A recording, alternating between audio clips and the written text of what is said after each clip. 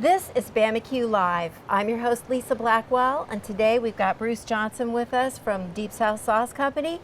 He's going to be cooking up some bacon-wrapped meatballs and a side salad. I can't wait to try those meatballs. He was working on them earlier. They look awesome. Show us how it's done. All right, thanks, Lisa.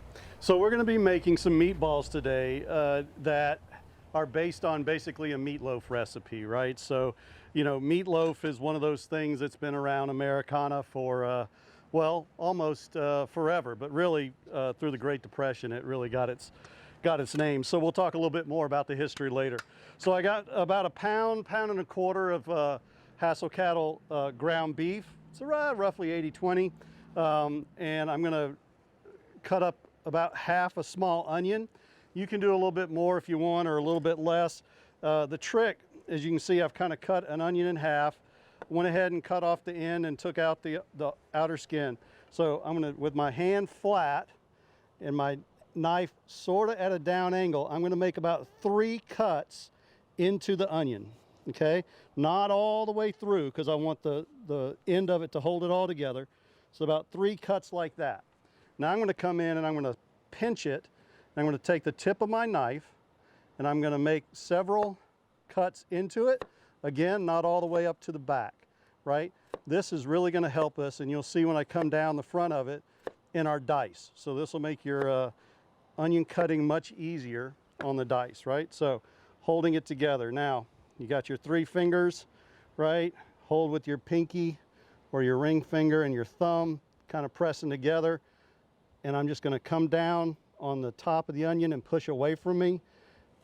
And now you see all those dices I just made, right? Just be careful, make sure you don't have any fingers sticking in there. And there you go. Now I've just diced my onion. So I'm gonna take that diced onion, I'm gonna put that on top of my meat there, right? I have 2 cloves of garlic. Now I could mince it if I wanted to, but I kind of like these little garlic presses. It makes it nice and easy. I'm just gonna go ahead and press it through my next clove and press it through and take my knife and just kind of scrape it off there. All right, and then I'm gonna take about, you can use more if you want. This is about a half cup. You can use a cup of spinach that I pre-cooked, right? And then I wrapped it in paper towels and squeezed it out to get as much moisture as I could. I'm just gonna finely chop it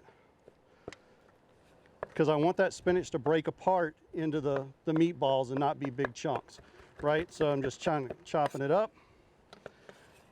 Put that in my mixture. All right, so typically, oh yeah, about a cup of grated cheese. I'm using smoked Gouda. I just like smoked Gouda. I think it just adds a little extra depth to the flavor. And I have a microplane here. I'm just gonna do about a cup of cheese.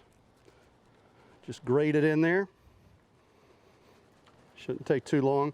Now, typically a meatloaf, what's the definition of a meatloaf? Well, basically it is minced or ground beef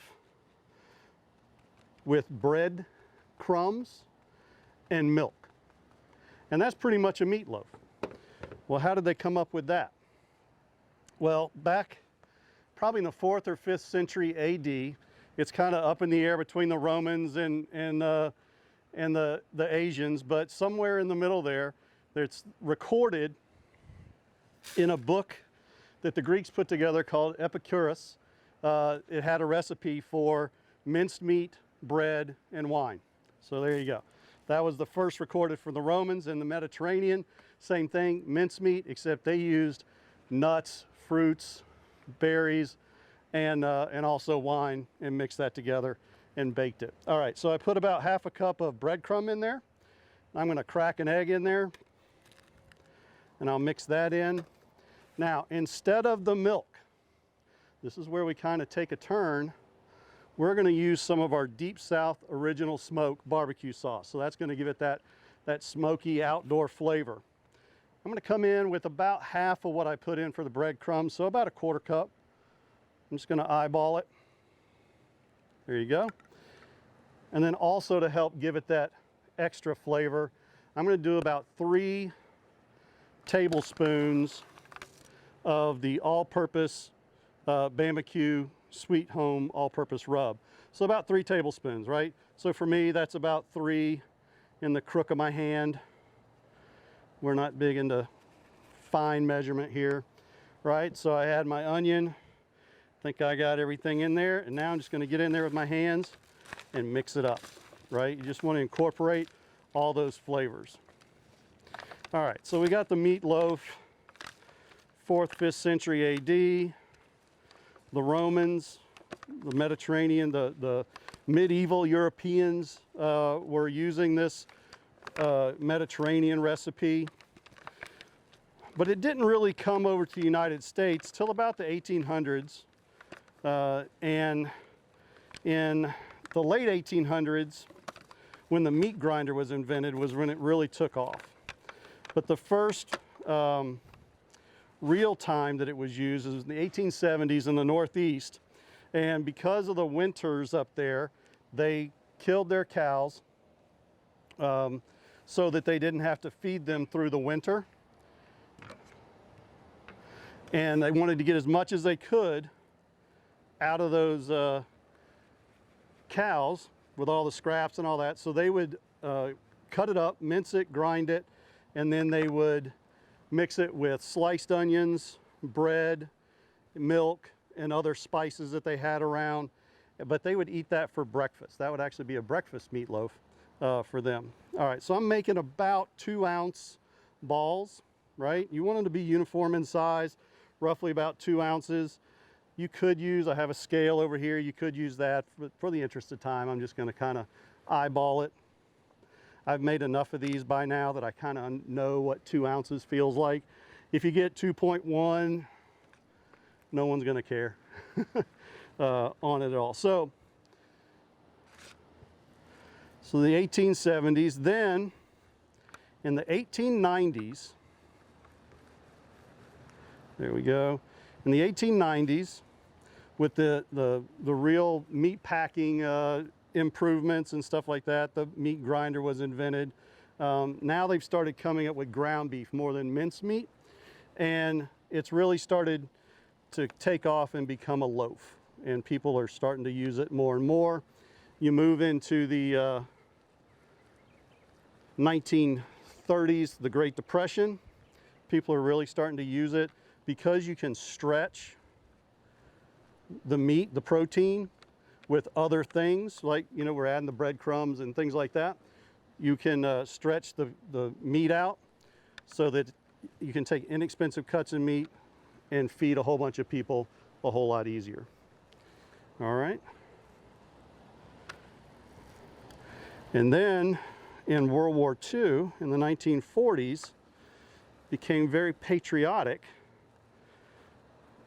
because of all the savings everybody was trying to do, and they were shipping a lot of meat overseas. So the people back home were trying to cut back. They actually called it a vitality loaf, and they would take ground beef, mix it with pork and liver and other parts of animals and meats that they didn't like, and mix that together to stretch it out, and they would call it a vitality loaf. Here we are, we're wrapping up here. I've got, you know, this recipe makes about, if you're pretty accurate, around 16 meatballs. Hey, I'm just coming over here to check out how this is going here. Talk to us about what kind of meat you're using. I'm sorry, Got the yeah, I'm Hassell using cattle? the Hassell Cattle, Wagyu? 80/20 ground beef. Yeah. Yep, and I'm about to pull out the Compart applewood smoked bacon that I'm going to wrap it in. Their bacon is Yep. amazing. That is so good. Well, I can't wait. I'm really looking forward to this. Sure. You know, sure. I just got to come over and check in. Yeah, so you know, the Hassell cattle beef is going to add moisture into that as well. You know, hopefully you have access to that. If not, you know, use an 80/20, 75/25, something like that. If you go leaner, if you use turkey or something like that, you're going to need to add more moisture in there. You need that moisture. For sure. Yep. Yeah, they look And you could great. use other things. I put spinach. You could add pretty much whatever you want as you're filling. So, Spinach is good with me. Yeah, I'll be thanks. back with my Thanks. appetite. so, you know, the bacon and the 2 ounce is going to be a little long. So I'm going to take the bacon and I'm just going to cut it in half, right? pull that out. Now, one of the tricks that I use when wrapping things in bacon, now this is thick bacon, which is good. You kind of pull it and stretch it a little bit if you can get it a little warmer. I pulled this right out of the cooler. And you're going to want to put the meatball in there, lift up the end, and you're just going to roll it like that. And then place it back down so that the two pieces of bacon are on the bottom so it holds. If you want to make this more of an appetizer, you certainly could use toothpicks to hold this together. I have some soaking in water. You would make sure you want to soak it in water because you are going to have it on the grill at about 350 for this size meatball, maybe 45 minutes to get it done. You want the internal temperature to get to 165. Since it's ground beef, you want it to be done. All right, so where do we leave off? World War II. In the 1950s, Betty Crocker came along, and she had some recipes for meatloaf in her cookbook. And of course, all the people started with her basic meatloaf recipe. They started tweaking it over the next several years to their own, culture, etc. And in I want to say 57, maybe it's 58, a book called 365 Ways to Cook Hamburger came out. And it had over 70 recipes in it for meatloaf. So clearly, meatloaf has been in the American culinary lexicon for quite some time in many different varieties. And then lately, in the 90s, some innovative restaurateurs kind of took up that traditional Americana recipe of the meatloaf and started doing things like wrapping it in bacon, stuffing it with cheeses and other things, and kind of elevated it to restaurant level food versus the budgetary, family-minded recipe that it started out to be. And now we've taken all that and we've continued to elevate it, like I've done today, to take a meatloaf type recipe, tweak it a bit to use barbecue sauce instead of the milk, wrap it in some applewood smoked bacon, and we're going to finish it after I get all these wrapped. We'll put it on and we will finish it towards the end with some of our Deep South sauce as well, give it that barbecue feel. So it's going to be this is a great tailgating idea. These are, bite size. If you got a big mouth, maybe 2 bites. Otherwise, at least it's probably 4 bites on this one. But we'll get these, at cookouts, tailgates. They're great for appetizers too, at dinner parties if need be.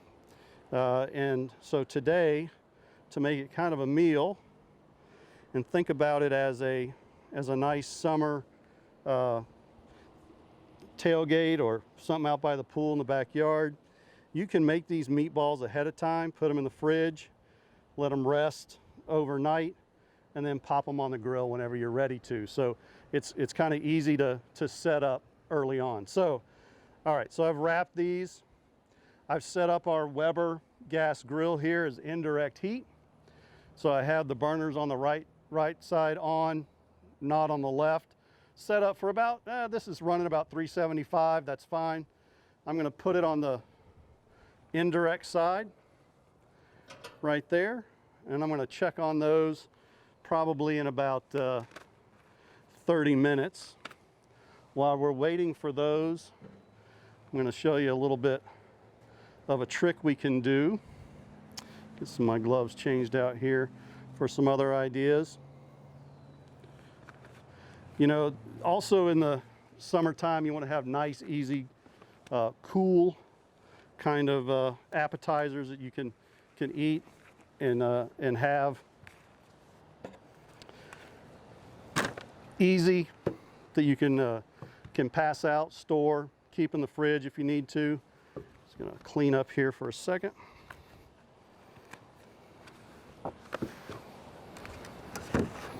Get this out of the way. Let's see here. Whoa. There we go. That's a good knife. So I'm going to take some carrot, celery, and some red peppers. And I'm just going to make a little quick appetizer that we can have as well while we're waiting for the meatballs to cook. So I just have some celery, carrots that I pre-bought, already cut, made life easy for me. Got some yellow and red pepper here. I'm just going to come down the side of the pepper, avoiding the seeds on the core. Like that. Same with the red. Just down the edge. There we go. And I'm looking for some strips that basically are going to mirror the carrot, right? So just come in here, cut some strips. I'm going to add it to the cup, and then the bottom of the cup, we're going to add some ranch dressing. And that'll be a great little appetizer that you can have. So I'm just going to put 2 of each in each cup. There you go. Some yellow in there. I just like, you know, make sure the colors pop. You could put some cherry tomatoes on a toothpick in there as well if you like. Almost any crunchy, fresh vegetable will do. All right, so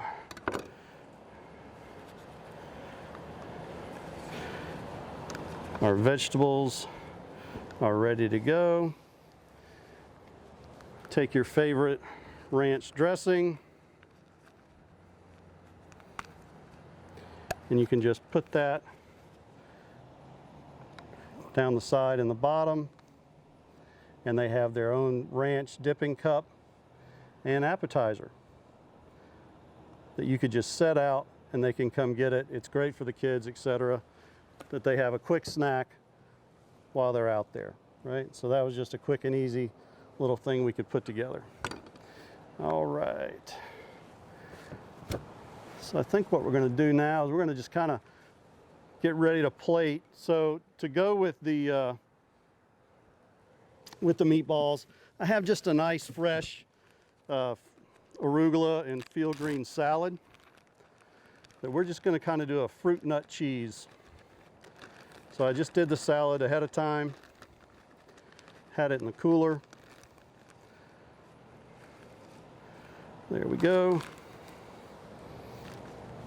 So I've taken some apple and I've cubed it, and I put a little lemon juice on it to keep it from browning. Just going to sprinkle some of that on. I've taken some nuts. You could get fancy. These are walnut, and you could put them in the oven or whatever to heat them up, toast them as well. And I got some crumbled blue cheese. So a nice fresh salad and a cherry vinaigrette. I think that's going to go great with our barbecue sauce on top of our meatballs. And then now, let's see how the meatballs turned out here.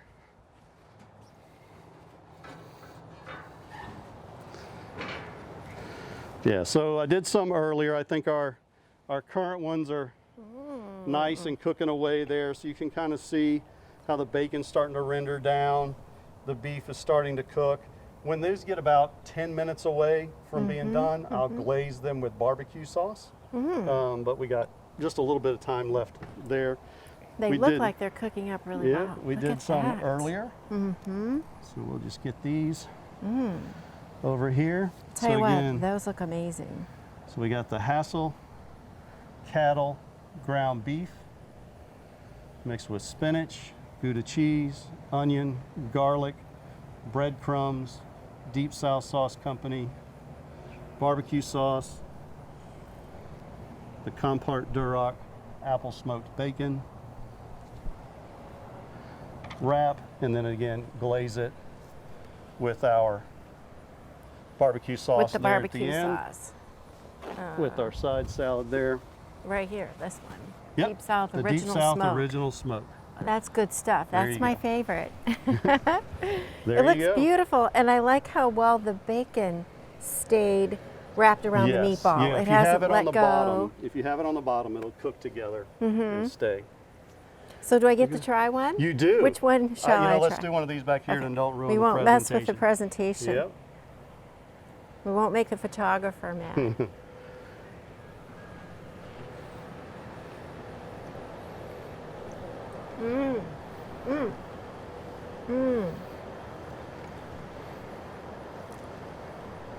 That is delicious. Thanks. That spinach also helps add moisture into it. So, you know, if you let it go a little long, it certainly won't dry out just because you went just a touch long with it. That is really good. And the bacon is still staying to it, which is nice. Because when you take a bite out of it, it's not going to fall apart in your Right. hands. It's a Yep, good finger exactly. food kind of thing. Exactly. The salad looks fabulous. I love your idea for the appetizer for the kids. That's great. Yeah, I mean, being outside grilling with the family outside, it's, you know, it's nice and fun trying to incorporate them in it as well. And you know, what's better than a nice healthy snack while they're waiting. This is so good. Thank I you. can barely talk here with all this food in my mouth. Well, we hope that you got another great recipe today. This is something you can definitely try at home. I can vouch for it. It is absolutely delicious. We thank you so much for watching today, and we hope you'll join us next time on Bama-Q Live. Thank you.